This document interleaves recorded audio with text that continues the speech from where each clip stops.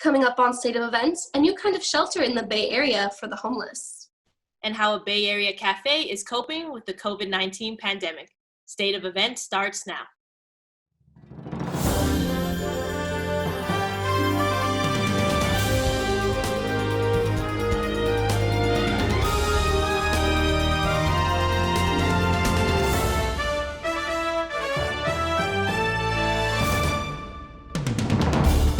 Welcome to State of Events. I'm Natasha Casino.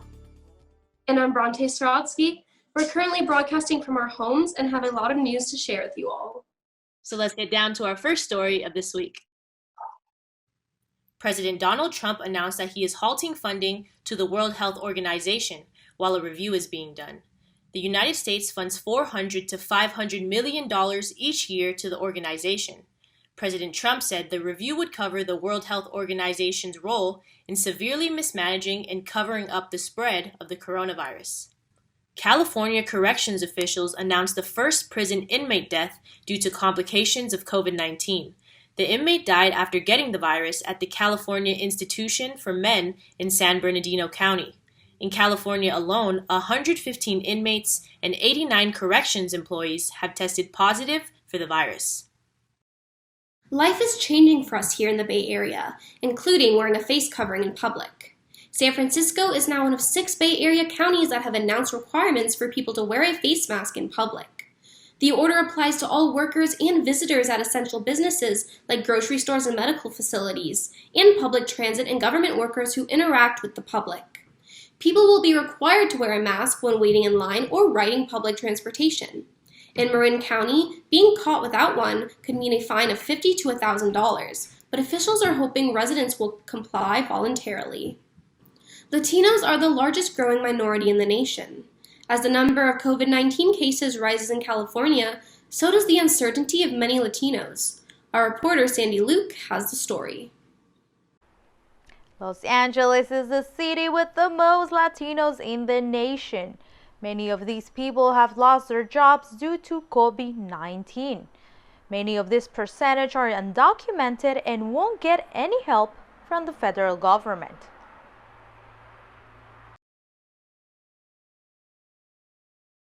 Pues ahorita con un poco de miedo, frustración. En mi caso no tengo trabajo ahorita. Mi familia se ha quedado sin trabajo también. Así está afectando un poco.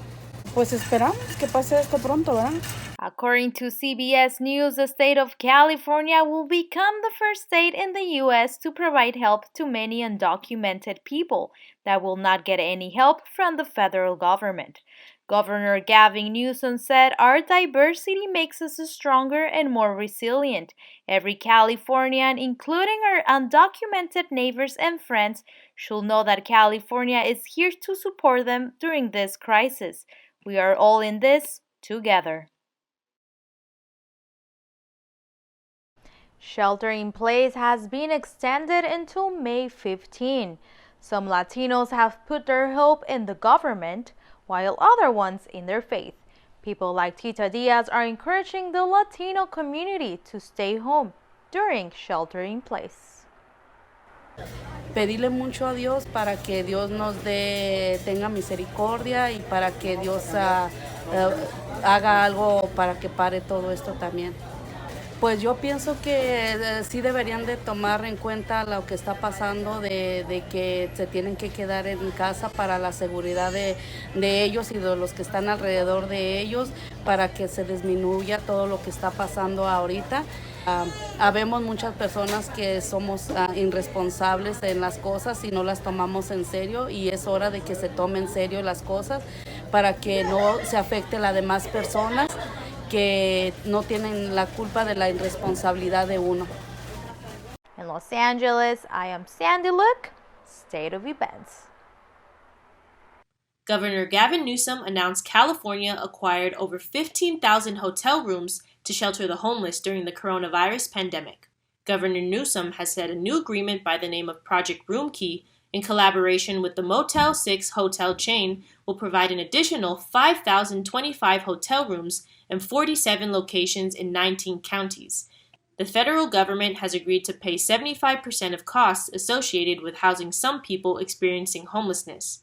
The project covers those who test positive or may have been exposed to COVID-19, older homeless people, and those with underlying health conditions. The pandemic has disrupted what our day-to-day looks like, resulting in changes on how we're spending money. So what would it be like to be in the shoes of a local coffee shop owner during these times? Our State of Events reporter Juan Lopez has more on the story. Even though hashtags like support your local on Twitter continue to trend, local restaurants like this one in Menlo Park are feeling left out. With the fire department, I saw them post, and I saw that they went to Redwood City to support a restaurant, and it's good. Those are around us, but they didn't look into the ones around, like here in Menlo Park. Like, we're like a block away, and we're open, and no one's, coming in and helping us, Also, like, there's in the newspaper, there's like, it's on the headline, and it's like the last couple weeks, the headline says, support your local business. But in order to do that, you have to sign up for advertising, So it's like, where do you get money right now for advertising if you're trying to stay afloat and get some revenue coming in? For this business owner, the pandemic has made her realize how dependent they are on foot traffic and the people that work in the area. It's been pretty quiet. Yeah, I thought it was going to get better, and we would do more of the online orders and getting people to order over the phone or online, but it's been pretty quiet. Not a lot of people are ordering online. 70% of our customers were the office people, and they're not coming in. So we're getting a lot of like the essential workers and some people that live in the area, but for the most part, people are not really coming in.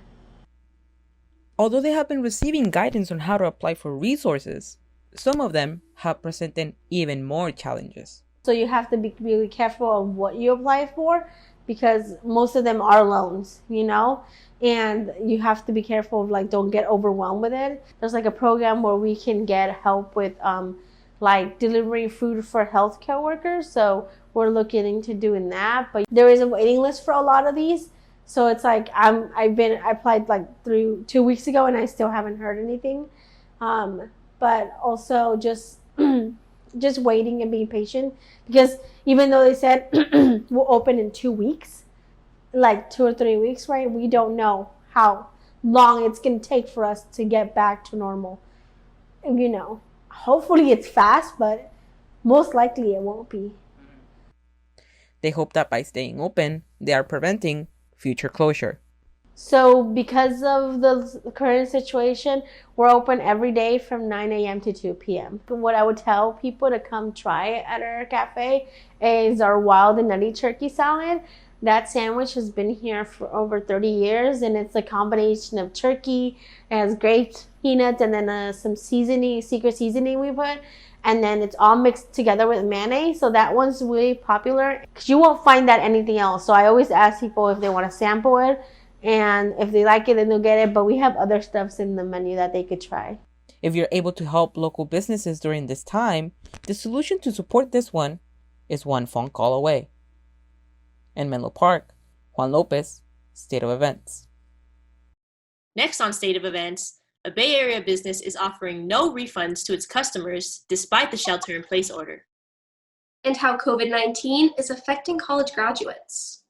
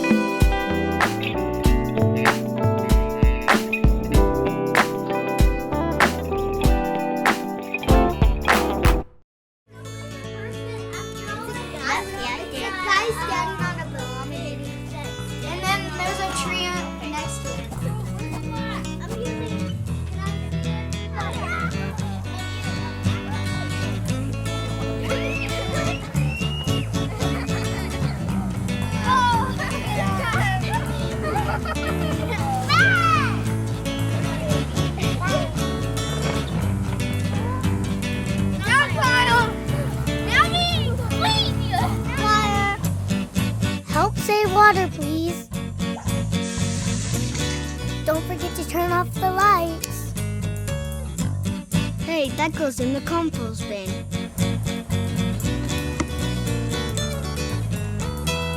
Be sustainable. Be sustainable. Live sustainably.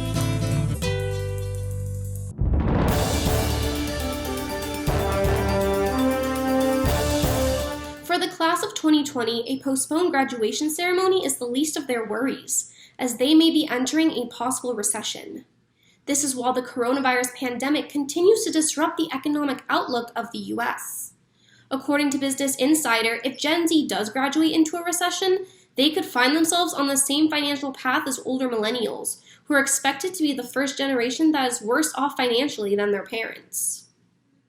About 100 people in Huntington Beach gathered Friday to protest the governor's stay-at-home order. Open up California now, Newsom, now! The March for Freedom drew supporters claiming the entire COVID-19 pandemic is a lie, while others expressed concerns about local businesses. The protest comes one day after local officials closed all metered parking along Pacific Coast Highway to discourage beach visits. Health officials continue to caution opening up too early could lead to an uptick in coronavirus cases. Up next, here's an anesthesiologist who formerly resided in San Francisco during the HIV epidemic, as he shares his experience living through 2 global pandemics in a live interview with Eddie Weehone.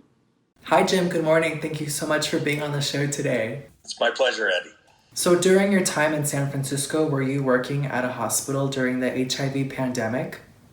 Yes, I worked as an anesthesiologist over in Oakland at Summit Medical Center during pretty much the entire AIDS epidemic. What was your reaction during the HIV pandemic, and what were things like back then?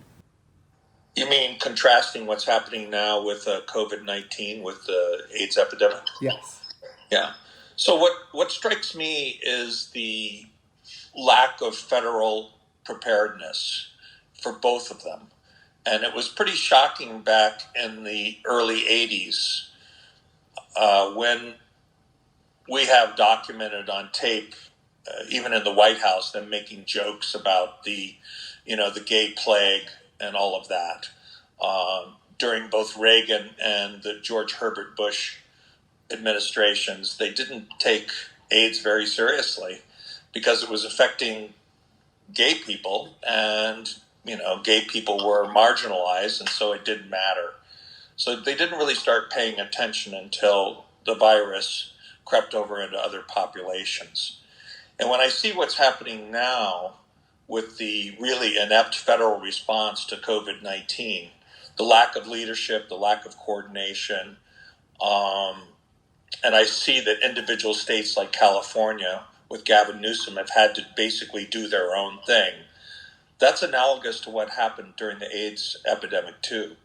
The gay community, when they realized that there wasn't going to be a federal response, had to form their own organizations, their own ways of dealing with the HIV crisis. And so they formed support groups. They formed ACT UP, which was organization that confronted the FDA and the CDC about the lack of federal response. And some of their early tactics, were pretty disturbing, like throwing pig's blood on the researchers who went to the meetings, saying that blood is on your hands. And that is effectively what we should be doing right now with the presidential leadership that we have. We should be throwing pig's blood on them and saying, you have blood on your hands because of the lack of response. It's been really poor. But, this is the pandemic is something that affects everybody, not just gay people. So it's taken more seriously earlier. Were there any political leaders such as Nancy Pelosi that were getting involved in the community and giving back and helping people out during the HIV pandemic? Yes, Nancy was an early asset as well. She did many things, but I remind people that she was really the force behind creating the AIDS Memorial Grove in San Francisco. And that's a national a national institution, a national park. It's not just a San Francisco or California memorial. It's a national AIDS memorial. Nancy was behind that. She was an early advocate.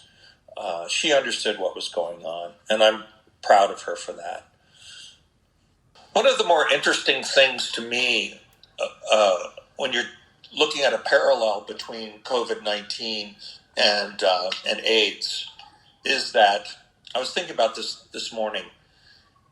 If once we have the antibody tests for COVID-19, if you turn out to be positive for having the coronavirus, you are free to go shopping, go to the beach, and do whatever you want. Being positive is a good thing.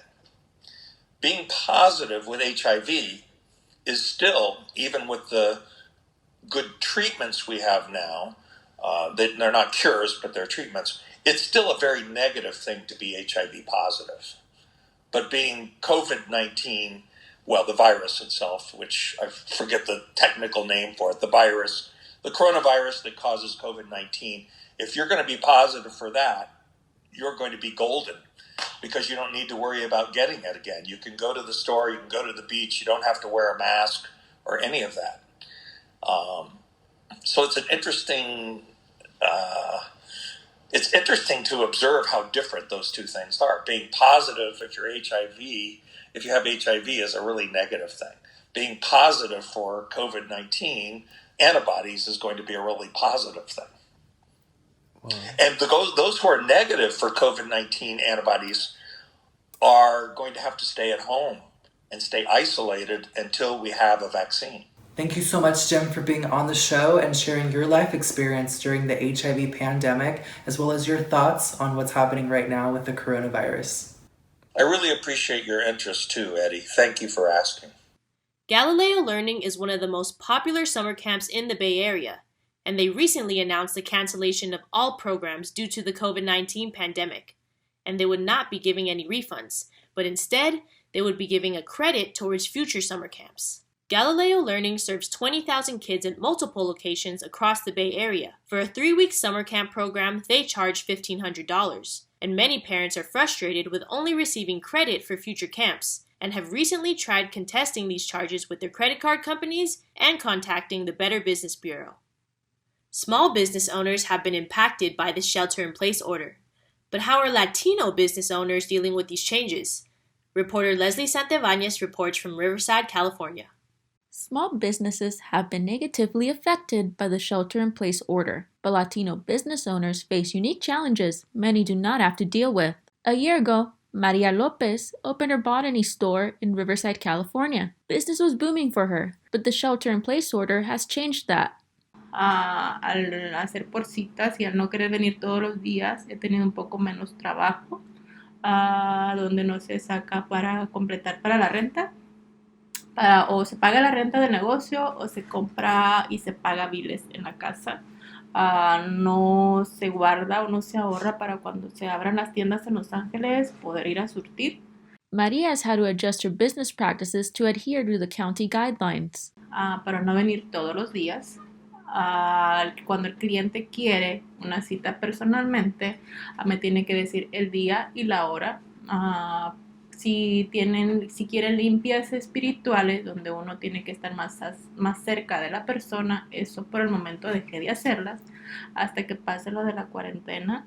She considers herself lucky that she hasn't been negatively affected just yet. But if the shelter-in-place order is extended, she doesn't know how she will fare financially due to not qualifying for the small business loan. Y se me hace un poco absurdo que aquí en Riverside a las personas indocumentadas nos den la oportunidad de abrir nuestros propios negocios y de alguna manera generar empleo, pagar nuestros taxes, pero cuando se requiera ayuda o asistencia del gobierno para que nuestro negocio no decaiga o crezca, no califiquemos para eso. From Riverside, California, this is Leslie Santibanez, State of Events. One cannabis dispensary found a new and creative way to serve customers during the COVID-19 pandemic. Vallejo Holistic Health Center built a storefront where customers can come and get what they need without ever having to make physical contact with another person. Customers stay out of the dispensary and go to a storefront instead with 8 different windows. They then order on an iPad, communicating with the staff inside using Skype. Customers never make physical contact with employees, even when they pay. Workers consider themselves like bartenders, but instead call themselves bud tenders. Coming up on State of Events, a movie theater in Southern California is giving back to its workers. And the returning gnomes of Oakland, but this time they return with a twist.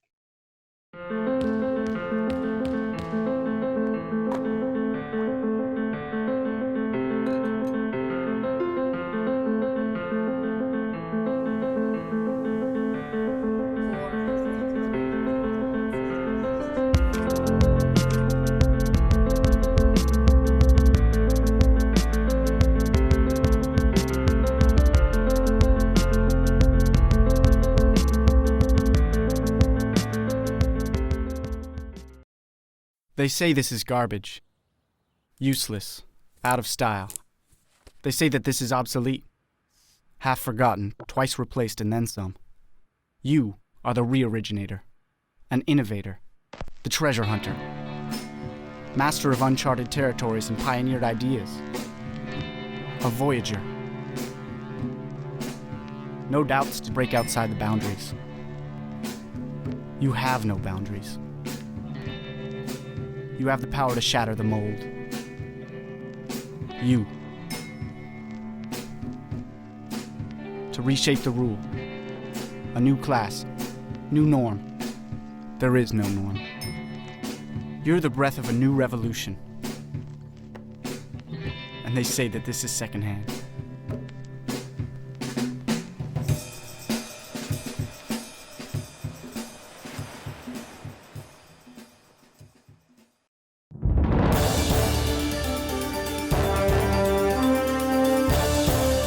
While most teenagers may want their driver's license, one Maryland teen is working towards getting his student pilot certificate. And he's using his flying lessons for good, bringing desperately needed supplies to rural hospitals in need during the COVID-19 pandemic. Each week he carries gloves, masks, gowns, and other equipment to small hospitals in Virginia. The teen's lacrosse season was cut short at his high school, so now he's using the extra time to help fly over supplies. A few years back, a number of cute painted gnomes appeared at the bottom of trees and utility poles in Oakland. Well, now, some new ones have popped up again, this time with some coronavirus themes. These gnomes have added a light to the neighborhood in such dark times. The original painter of these gnomes went by the name of Dan.